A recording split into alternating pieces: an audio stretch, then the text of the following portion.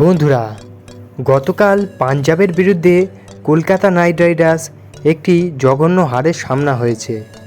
262 রানের তাড়া করতে গিয়ে পাঞ্জাব কিংস 8 বল বাকি থাকতেই ম্যাচটি শেষ করে দিয়েছে। আর এত বড় পাহাড় সমান রান ডিফেন্ড না করতে পারায় কলকাতা নাইট রাইডার্সের টিম তথা বোলারদের কনফিডেন্স অনেকাংশেই নিচে নেমে এসেছে। তবে কেকেআরের ম্যানেজমেন্টকে ভুললে চলবে না। আইপিএল এখন মাঝপথে চলছে এবং এখন যদি কেকেআরের টিম হাল ছেড়ে দেয় তাহলে এই বছরও কলকাতা নাইট রাইডার্সকে ট্রফি শূন্যই থেকে যেতে হবে এবং সেই উদ্দেশ্যে কলকাতা নাইট রাইডার্স আবার কামব্যাক করতে দৃঢ় প্রতিজ্ঞ। এবং আগামী 29 তারিখ আবার ইডেন গার্ডেন্সের মাঠে কলকাতা নাইট রাইডার্সের ম্যাচ আছে দিল্লি ক্যাপিটালসের বিরুদ্ধে। তবে দিল্লি ক্যাপিটালসের বিরুদ্ধে কলকাতা নাইট রাইডার্সের ম্যানেজমেন্ট টিমের মধ্যে একাধিক পরিবর্তন আনতে চলেছে এবং গত ম্যাচে যেহেতু দুষ্মন্ত চামিরা সেইভাবে চলতে পারেনি, 3 ওভারে 48 রান দিয়ে দিয়েছিলেন, সেই জন্য ফ্যান্সরা আবার আর্জি জানাচ্ছে যে 24 কোটির মিচেল স্টার্ককে আবার দলে আনা হোক। এবং এর পাশাপাশি নীতিশ রানাও সেইভাবে সুস্থ হয়ে গিয়েছে ম্যাচের জন্য এবং পরবর্তী ম্যাচে আরও পরিবর্তন আসতে চলেছে কেকেআরের একাদশে। বন্ধুরা, এই ভিডিওতে আমরা দেখে নেব যে দিল্লির বিরুদ্ধে কলকাতা নাইট রাইডার্সের প্লেইং 11-এ কোন কোন বড় চেঞ্জেসগুলি আসতে চলেছে।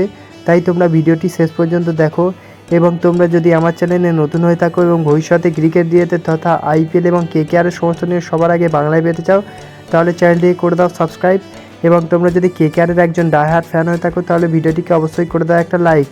এবং তোমরা যদি চাও যে কেকেআর আবার কামব্যাক করুক তাহলে আমি কেকেআর এই কমেন্ট সেকশানে লিখে পাঠাও। বন্ধুরা, এর আগে যখন শেষবার কলকাতা নাইট রাইডার্স দিল্লির বিরুদ্ধে খেলছিল তখন বিশাখাপত্তনমে কলকাতা 272 রানের একটি পাহাড় সমান টার্গেট রেখেছিল দিল্লির সামনে এবং সেই ম্যাচটিতে প্রায় 100 রানের কাছাকাছি রানে জিতেছিল কেকেআর এবং পয়েন্টস টেবিলে বেশ ভালো মতো পজিটিভ পয়েন্টসও পেয়েছিল। তবে এখনও পর্যন্ত দিল্লি ক্যাপিটালসের ফর্মটা বেশ ভালোই ধরে নিয়েছে এবং গত ম্যাচে মুম্বাইয়ের বিরুদ্ধেও 258 রান করে দিয়েছিল দিল্লি ক্যাপিটালসের ক্রিকেটাররা।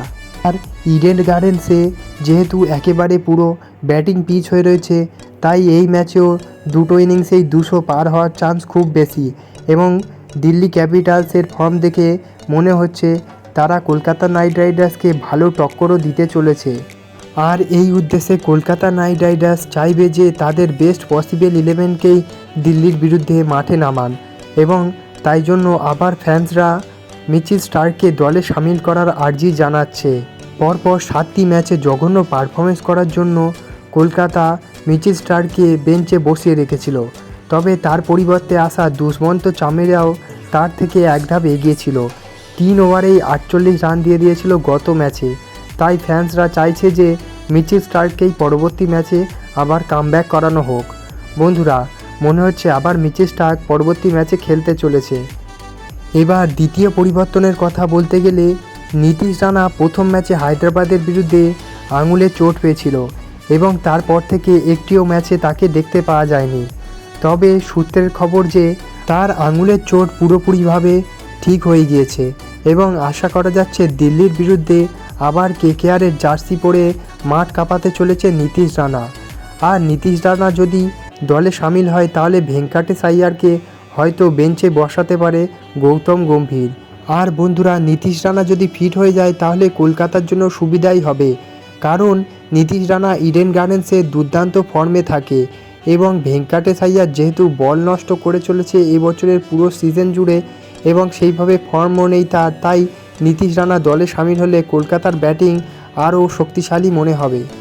বন্ধুরা, এই দুটো বড় বড় পরিবর্তনই পসিবল রয়েছে আগামী ম্যাচটির জন্য। বন্ধুরা, তোমাদের কি মনে হয় এই দুজন প্লেয়ার কলকাতায় আসলে কলকাতা আবার কামব্যাক করতে চলেছে? বন্ধুরা, তোমাদের মতামত তোমরা কমেন্টে জানাতে পারো এবং দেখা হচ্ছে অন্য কোনো ভিডিওতে। ততক্ষণের জন্য বাই বাই। আমি কেকেআর।